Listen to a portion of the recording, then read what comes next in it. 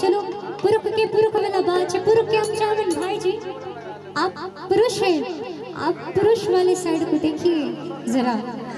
और हम चावन जे हमारे पार्टी के सब छिए जनानी सब कने एक बार अपने सब दोनों हाथ एक बार उठा लेवे। हेलो जितने भी गोटा छिए एक बार सुंदर सा जयकारा लगा दे गुना के बोल दे शेरवाली मैया की। उमर तो ठीक है छे लेकिन आवाज लागे ये सुनो ने। हां बोलू एमर लागे कि सबटा के कन्या और क्रिया द के भेजले छथिन। देखियो अभी से रिचार्ज भए रहल छै आ देखियो रिचार्ज केना हो जे भाई सब प्रतिष्ठा वाला बात है। एक बार जोरदार जयकारा लगाइए आप लोग भी, प्रेम से बोलिए मां दुर्गे की।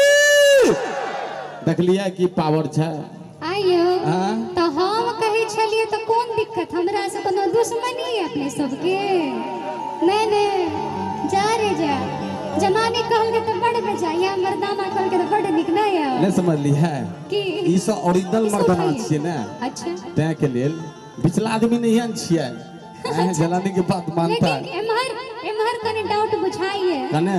हां मर्दाना सब। और देखियो सबसे बड़ा खुशखबरी छै कि मैच आर देखे छी यार के क्रिकेटर इंडिया जीत गेलै मैच पाकिस्तान से। और हम चाहब कि जोरदार ताली भेजो। तखन से हम वह देखे रहो जने मोने लागे रहे हमरा।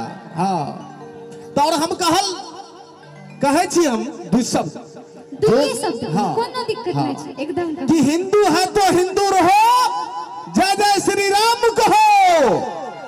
कि हिंदू है तो हिंदू रहो, जय जय श्री राम कहो।